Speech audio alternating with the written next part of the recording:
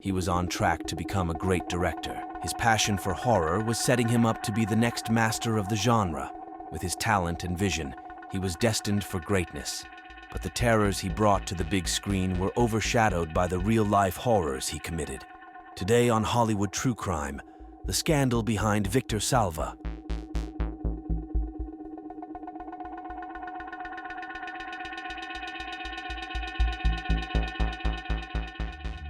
Victor Salva was born on March 29, 1958, in Martinez, California. He was just a baby when his father left him and his 18-year-old mother. She later met someone else, and it looked like a new family was coming together. But things only got worse. During his childhood, Victor acknowledged that his stepfather had saved them from poverty. However, he was a dangerous man. He had been drinking since he was 14, and alcohol fueled his violent behavior. Victor had to endure his beatings, sometimes being thrown across the room. In an interview, he said it was like living with a ticking time bomb. With no one to protect him, Victor found comfort in movies. His Catholic upbringing didn't allow him to go to the local theater, but he would sneak in anyway. He never missed a screening. He was fascinated by monsters, like the one in Creature from the Black Lagoon. They didn't scare him. He saw them as outsiders like himself and justified their actions by believing they just wanted to be loved and to belong. Besides his love for movies, Victor liked to write short stories. His English teacher encouraged him to develop this talent and offered to excuse him from regular activities if he wrote a story each week to read in front of the class. The teacher also encouraged him to get a film camera and shoot one of his stories. Victor did, and then he filmed more. To pay for these projects, he took on 2 part-time jobs. He also saved up to make a full-length movie. By the time he finished high school, Victor had made 22 short films that were shown in the school cafeteria. This earned him respect from his classmates, who had teased him about his weight. Even though he had a passion, Victor still faced family problems. Things got worse when he turned 18 and came out as gay. His family told him he could either stop being gay or leave. With his savings, Victor rented an apartment and signed up for a film course at the local college. He got a job at a daycare where he took care of kids of different ages. On weekends, he wrote scripts and filmed new shorts with some friends he had made. In 1986, he presented Something in the Basement, a short film about a boy waiting for his brother to return from a war. It won the bronze plaque at the Chicago International Film Festival and did well at other festivals too. Something in the Basement also caught the eye of Francis Ford Coppola. The director of The Godfather often discovered young talents, like George Lucas in the 70s. He mentored Salva and promised to fund his first feature film. After years of abuse and struggle, Victor Salva was about to achieve his dream. But what came next was a nightmare. Salva imagined Clownhouse as a suspenseful horror movie.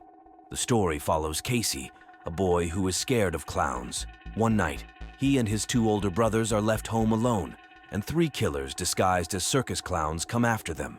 To cast the brothers, the director chose 2 young actors he had known since daycare and previously worked with on Something in the Basement, Brian McHugh and Nathan Forrest Winters. For the role of the oldest brother, he picked Sam Rockwell, marking his film debut. With a budget of $250,000, filming for Clownhouse started in early 1988. Despite limited resources, they were able to use the same cameras George Lucas had employed for American Graffiti. A lot of the filming took place inside Coppola's house in Napa Valley. This gave him a chance to watch the action firsthand. He quickly realized that Salva and Winters had a close bond, to the extent that Salva often had Winters sit on his lap. He didn't think much of it, but the director was 29 and the actor was just 12.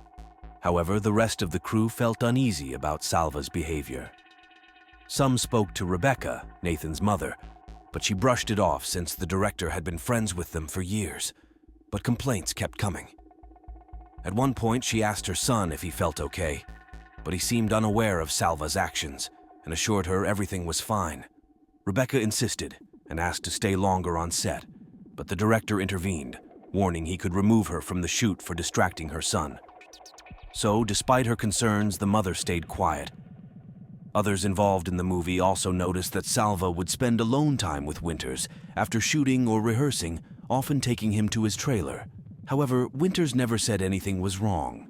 Once filming for Clownhouse wrapped up, Salva started post-production. Coppola was impressed with the footage, sparking discussions about the director receiving new offers to work in Hollywood. While the movie was nearing completion, the young actors resumed their normal lives. Winters returned to school. Hearing his classmates' romantic stories, he began to grasp the significance of his experiences during filming. It finally dawned on him that Salva, masquerading as his friend and mentor, had acted inappropriately toward him. He finally told his mother, and together they decided to report the matter to the police. Police raided Salva's office. They quickly found videos showing the director engaged in inappropriate acts with Nathan Winters. They also seized photos of young boys and other videos of children in inappropriate poses that he had bought on the black market. Victor Salva was arrested and hit with 11 counts of abuse. He hired lawyers from Coppola's firm, who guided him and got the upper hand on Winters' lawyer. After striking a deal with the prosecution, Salva took a plea deal. He was handed a 3-year prison sentence. Despite the director's legal trouble, Clownhouse continued post-production under Coppola's watch. The voice dubbing for some scenes was still missing. All the actors, including Winters, were called in. He had no choice but to spend a month at the filmmaker's place. According to the young boy, the crew members gave him a hard time. Coppola himself told him that calling the police was a mistake and that he would never work in movies again. He also tried to sue the Winters for $5 million for breach of contract, but they settled for just over $100,000. Clownhouse opened at the 1989 Sundance Film Festival. It didn't hit theaters until July 20th, 1990. It received mixed reviews and tanked at the box office, but became a cult classic. It really generated more interest due to the behind-the-scenes drama.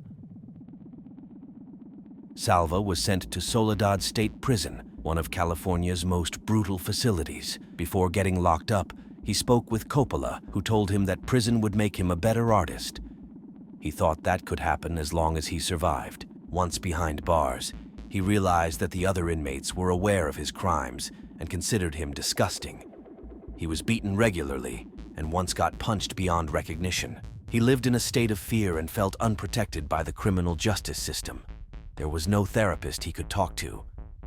He understood that prisons do not rehabilitate but create monsters. Although he was given 3 years, he managed to get out of prison after 15 months. But it would not be easy to come back into American society. Everybody in Hollywood was aware of the case, so it was impossible for him to pursue a career in film. He stayed out of the business for 2.5 years. Coppola was the only one who never gave up on Salva. He was convinced that he was a remarkable director and thought he had already paid for his crime and deserved to be forgiven. He also gave him $5,000 to live on for a year. In the early 1990s, Salva worked as a telemarketer.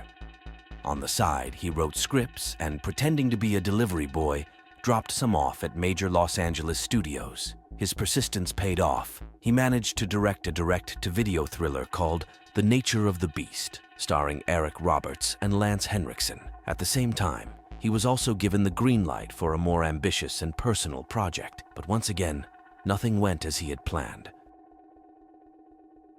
Salva's perseverance caught the attention of Hollywood Pictures, a subsidiary of the Walt Disney Company. This landed him a $10 million budget deal to direct Powder, a science fiction drama about Jeremy Reed, an ostracized albino teenager who develops telepathic and electromagnetic powers. For Salva, this was a special film, drawing from his own youth experiences. To give the characters credibility, he assembled a strong supporting cast, including Jeff Goldblum and Lance Henriksen. But as soon as production began, the executives found out about Salva's dark past. It was too late to stop the project, but they made sure the director had no interaction with minors. The protagonist, Sean Patrick Flanery, played a teenager, but he was actually 30 years old. Despite the red flag, filming and post-production went smoothly. Disney liked the film and predicted good reviews.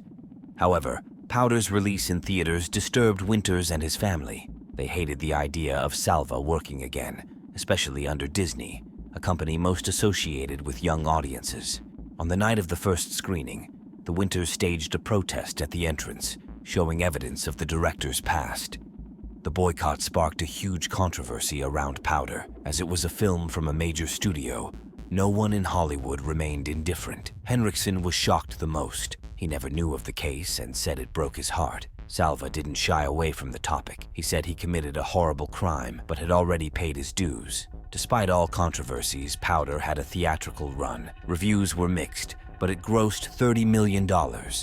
That didn't prevent it from quickly fading into obscurity. Salva was again exiled from the film industry. He managed to write and direct a thriller called Rites of Passage, but no one watched it. He would find a new opportunity again, thanks to Coppola and the horror genre. Salva wrote Jeepers Creepers in a month. Like Clownhouse, it would feature siblings dealing with an ominous threat. In this case, two brothers would flee from the Creeper, a demon that resurfaces every 23 years to feast on human flesh. The director pitched the script to Hollywood studios, but everyone remained hesitant to work with him. Then Metro-Goldwyn-Mayer stepped in. Coppola worked with them and convinced them that Salva was reliable and had great talent. In the end, he secured $10 million to make the film and a distribution deal with United Artists. The filming of Jeepers Creepers took place in Florida, where news about Salva reached local school officials. They warned students from approaching the set. The director knew about this, but didn't complain and remained focused on the movie. Jeepers Creepers hit theaters and became a global hit. It grossed $59 million and was loved by fans who saw the Creeper as a new horror icon like Michael Myers and Freddy Krueger. At the same time, a lot of people attacked Salva. They argued that an ex-convict with his past should not be allowed to continue working. There were also more compassionate comments defending his right to earn a living. As with Powder, Salva addressed the issue. He emphasized that he made a mistake in the past, but now was a different person, a changed human being. That wasn't enough to earn him more respect in Hollywood. But the performance of Jeepers Creepers at the box office worked in his favor, and he was able to shoot a sequel. Jeepers Creepers 2 was another success, but it didn't do much for Salva's reputation. More observant fans pointed out elements that could be tied with the director's dark past. For example, the Creeper's prey are mostly shirtless teenage boys. Salva then moved on to direct unremarkable films like Peaceful Warrior, Rosewood Lane, and Dark House. He also made Jeepers Creepers 3, where problems rose again. It was going to be shot in Canada, but the country's actors' union pressured for it not to happen, and the production had to move to Louisiana. On the other hand, a line of dialogue in the original cut referenced heinous acts against children. That line had to be removed, but that didn't stop people from protesting and boycotting the film's premiere. In addition to directing, Salva must comply with a series of procedures as a convicted sex offender. He underwent therapy for over 20 years and volunteered at Forgotten Souls Redeemed, a group that organizes weekly workshops with juvenile sex offenders. While he claims to be a good person who is rebuilding his life, he knows he can't erase what happened in 1988. Winters recounts his story in all available media, and the public is well aware of all the facts. Victor Salva sought to succeed in filmmaking but committed an unforgivable crime. Though he spent months in jail, his sentence is eternal, like the trauma of his victim. Not even the support of a seasoned filmmaker could prevent his downfall into the darkness of Hollywood. Being a child actor can be a truly nightmarish experience. This disturbing reality is supported by the numerous cases that have come to light over the years.